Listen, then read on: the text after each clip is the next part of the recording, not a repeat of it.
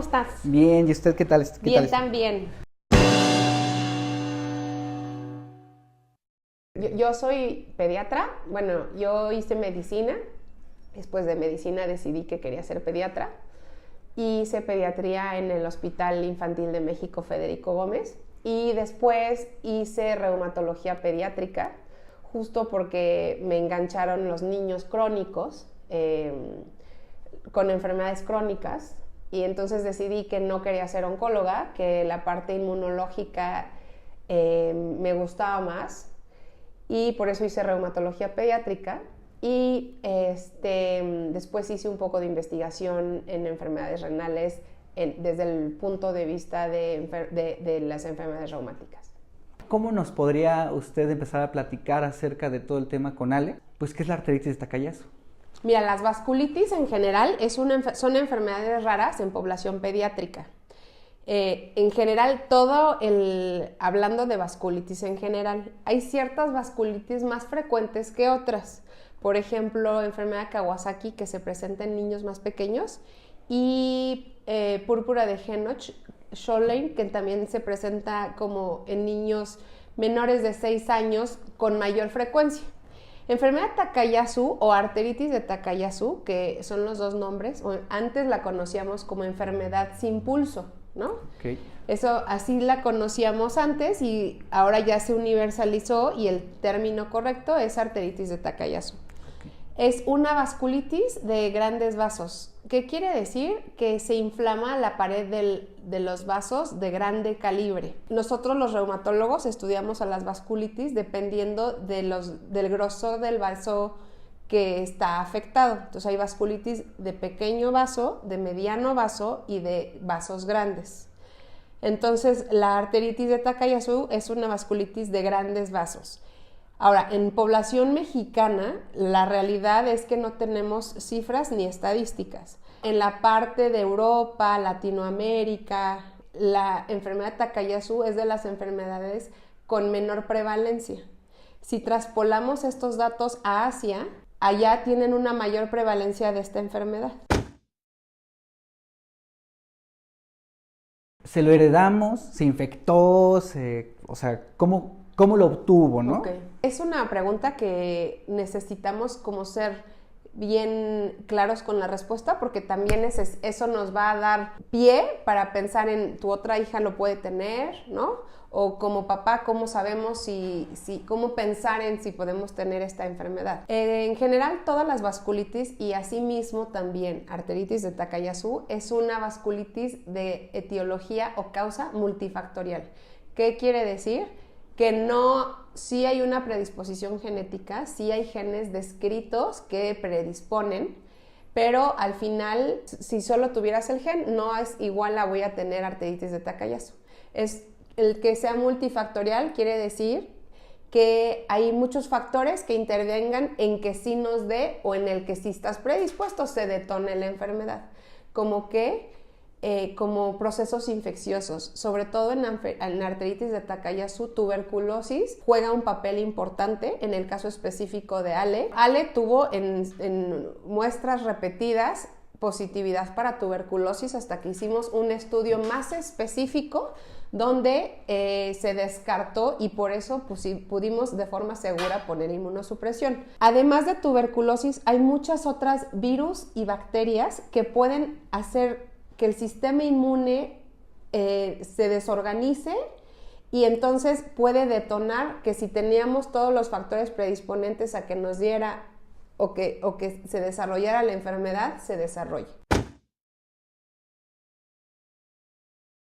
¿Por qué un reumatólogo tiene que ver este tipo de cosas? Porque a lo mejor al principio uno puede pensar, pues debe ser un cardiólogo o un cirujano cardiovascular o no sé. ¿Por qué debe ser un reumatólogo pediátrico? O sea, al final, lo que yo estoy haciendo con Ale es que yo coordino el equipo, pero definitivamente la enfermedad de Ale y la gravedad de cualquier niño que tenga una enfermedad de Takayasu necesita un equipo multidisciplinario, ¿no? Yo orquesto y coordino y entre todos y tomo las decisiones de la inmunosupresión, pero al final no solo soy yo la que puede. Yo necesito del especialista del corazón, necesito al nefrólogo. Ale tiene más o menos así, haciendo un cálculo, yo creo que 7 especialistas que estamos en continua comunicación y que todos intervienen en su cuidado y en estas consultas a las que ustedes tienen que estar yendo. Las vasculitis deben de ser vistas por un reumatólogo porque son enfermedades inflamatorias crónicas que no se van a curar, se controlan y requieren el manejo de cualquier tipo de vasculitis, es el manejo inmunosupresor.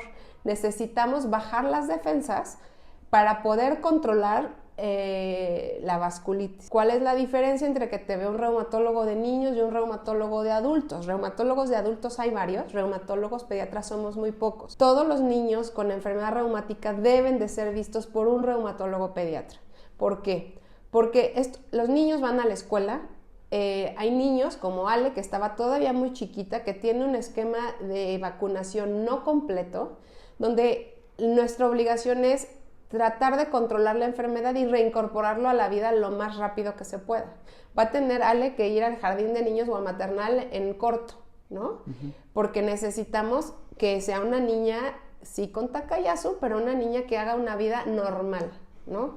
Y al final estamos expuestos a diferentes bacterias y virus y parásitos que Ale nunca ha estado expuesta, ¿no? Entonces tenemos que tener un control bien estrecho de los procesos infecciosos. ¿Qué otra cosa? La inmunosupresión hace que, sobre todo los esteroides, que Ale ha recibido esteroides intravenosos y toma diario esteroides vía oral, afectan el desarrollo y el crecimiento normal. La liberación o el pico de hormona de crecimiento se ve afectado. Entonces, ahorita que estamos muy en agudo, Ale ha requerido altas dosis de medicamento, de prednisona y de esteroides para controlar la vasculitis, pero la obligación nuestra es que a la larga tengamos una talla final normal. ¿Cuándo sospechar enfermedad de Takayasu? Bueno, es una enfermedad tan poco frecuente que realmente la sospecha de un pediatra inicial en que pensemos en que tiene nuestro paciente enfermedad de Takayasu es bajo, ¿no?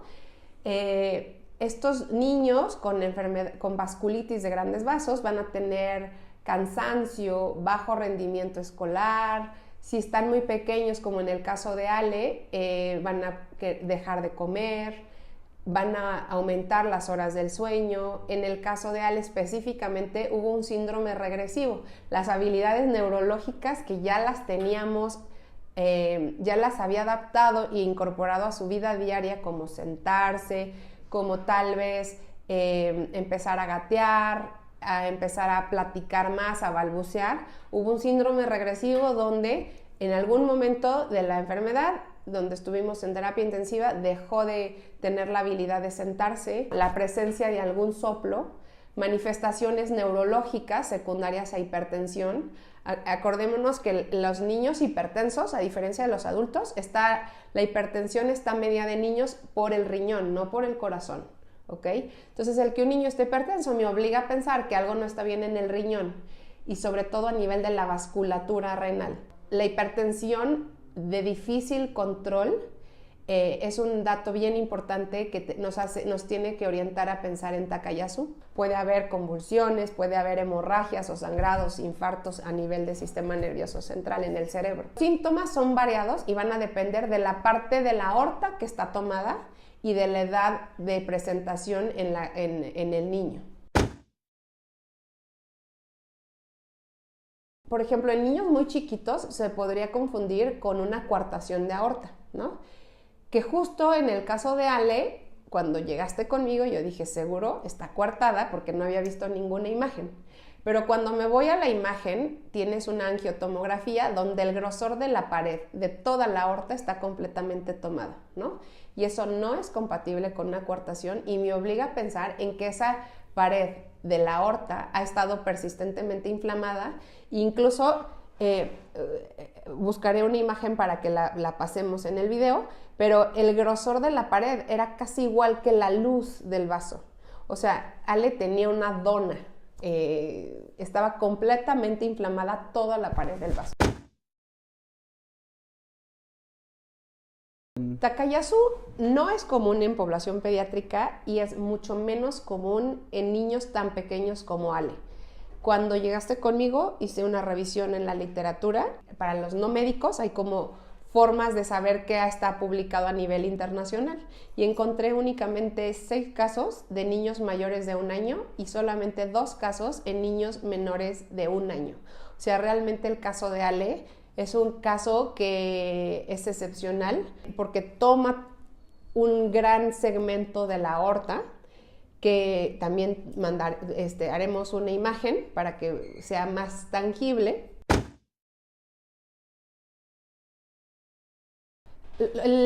Ale lo que necesita es que bajemos esa inflamación persistente de la pared de la aorta.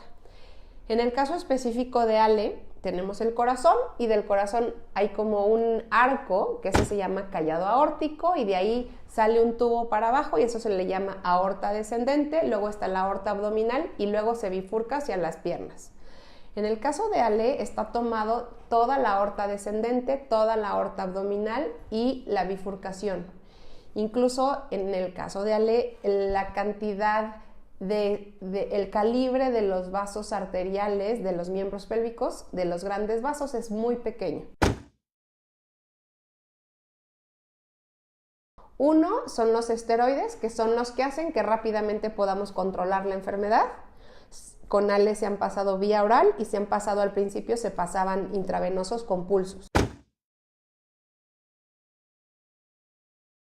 En cuanto a inmunosupresión, hay varios esquemas. Hay algunos vía orales, hay otros donde se pueden pasar bolos o una dosis de ciclofosfamida por la vena, y hay otro tipo de inmunosupresores que se llaman terapia biológica, que son mucho más específicos. La otra parte del manejo del cuadro de la vasculitis de Takayasu está dado por el control de la hipertensión, entonces hay que tomar manejo antihipertensivo.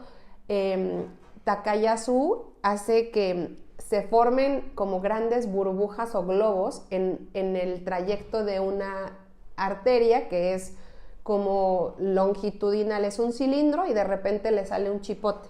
A eso se le llaman aneurismas. En la fase crónica también lo que hace es que el calibre normal se reduce y entonces forma que en vez de que esté pasando un diámetro de X centímetros, se reduce y esa área se le llama estenosis. Incluso puede dejar de que pase sangre por ahí. Entonces, en el caso de Ale, está anticoagulada porque las arterias coronarias están completamente dilatadas, lo que puede ocasionar que se forme un trombo o que haya turbulencia. Además de que a nivel renal hay un área donde disminuye importantemente el calibre, hay una formación como de saculación a nivel renal y nuevamente salen las arterias ilíacas y ahí el calibre del vaso es muy pequeñito y por eso es que está anticoagulada Ale. No. O sea, es una pregunta muy común y al final es un inmunosupresor, ¿no? La ciclofosfamida, el metotrexate, hay otros tipos de inmunosupresores como micofenolato hemofetilo, azatioprina. Y bueno, al final son fármacos que combinamos y utilizamos en conjunto con los oncólogos, pero definitivamente Ale no tiene cáncer, tiene una enfermedad reumática. Lo que al final el tratamiento tanto del oncólogo como de la enfermedad reumática es, en mi caso, bajar inmunosuprimir a cierto grado. En el caso del oncólogo hay una célula maligna que hay que ir a matar. Tenemos una hija más grande, ¿no? Esto ha derivado en que nuestra dinámica familiar pues cambie en su totalidad. No solamente se trata de llevarla al médico y volver, de pedir permisos en el trabajo, de estar despierto desde muy temprano para darle medicamentos. Esto movido drásticamente nuestra dinámica familiar. ¿Cómo es vivir con un paciente reumatológico o reumático? Miren, yo a los papás les explico que ahora ya no tienes 2 hijos, tienes 3 hijos, ¿no? O sea, está Ale, está Sarita y además está esta arteritis de Takayasu. ¿Por qué? Porque esta arteritis viene a modificar las horas de atención que tu esposa y tú dedican a Ale y que dejan de atender de forma indirecta a Sarita, porque Ale requiere mucha atención, ¿no? Impacta en la economía familiar, porque Ale gasta mucho en consultas, en estudios, en medicamento, en hospitalizaciones, ¿no? Impacta en que si Sarita va a la escuela y se contagia, también tenemos que, seguramente se va a contagiar a Alessandra. Entonces, es importante que limitemos esa exposición, ¿no? Ahorita en donde la inmunosupresión está tan alta. Definitivamente el impacto que hace tener una enfermedad reumática en un niño impacta de forma bien importante a nivel emocional familiar, ¿no? A nivel de la hermana, que va a tener menos atención, y que uno como papá pues siempre estás angustiada que Ale pues tiene una enfermedad grave y que ahí tenemos que sopesar, que estamos preocupados por ella, pero Sarita es una niña sana que requiere toda la atención normal de un niño para ser feliz también. Entonces es bien importante que tengamos como una red de apoyo. Como papás también es bien difícil porque nos podemos cansar. Es importante saber que si se llenó el agua del vaso, necesitamos vaciarlo, y hay veces que necesitamos intervención por parte de psicología o psiquiatría porque son demasiadas emociones juntas. La otra cuestión que vuelve complicada una enfermedad reumática es que hoy estás bien, pero mañana se puede descontrolar, ¿no? Entonces, el vivir esta incertidumbre ocasiona como papás, pues no es tan fácil llevar el día a día con esto, ¿no? Y justo yo estoy muy sorprendida de la familia que ustedes tienen, donde la capacidad de, bueno, ya estamos aquí, pero de aquí nos íbamos a ir a comer, pero de aquí me mandaron al hospital y no pasa nada. Híjole, es admirable, ¿no? El decir, venimos los 4, pero chin, nos vamos a ir al hospital, ¿y qué hacemos con Sarita? Y pues chin, también Sarita acaba yendo al hospital y se sienta 3, 4, 5 horas en la sala de espera en lo que se resuelve y en lo que decidimos qué vamos a hacer, ¿no? Entonces, creo que aquí siempre les explico a los papás que esto es un logro familiar, no, Ale es una guerrera, pero Sarita está haciendo más de la mitad de su parte y ustedes como papás están haciendo más de su parte. Y al final sí es bien importante tener una red de apoyo, o sea, los papás, los abuelos, los tíos, los amigos son súper importantes en este momento. Creo que es muy importante también como este gusanito que traen ustedes como papás. La enfermedad reumática está subdiagnosticada. Realmente creo que Ale tiene un ángel, porque llegaron conmigo porque les dijeron no sabemos a dónde mandarla, y ustedes buscaron información y dieron, ¿no? Pero a ese grado llega la necesidad de difundir las enfermedades reumáticas. Entonces, si en el gremio médico de la sospecha diagnóstica es baja, a nivel de los papás, pues mucho más. Entonces es bien importante como esta necesidad de difundir no solo arteritis de Takayasu, lupus, artritis idiopática juvenil, otros tipos de vasculitis, ¿no? Donde por lo menos logremos recortar un poco del tiempo en lo que se llega al especialista adecuado, ¿no? Entonces creo que es una gran iniciativa de ustedes como papás.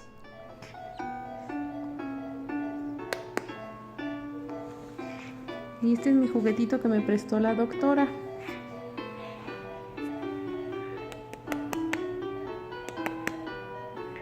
¿Está comiendo un chupón? A ver, enséñamelo. Acá, enséñamelo. ¿Qué estás comiendo? Enséñame lo que tienes en tu manita. ¿Vale? Qué preciosa princesa. Ah, ya tiró su chupón.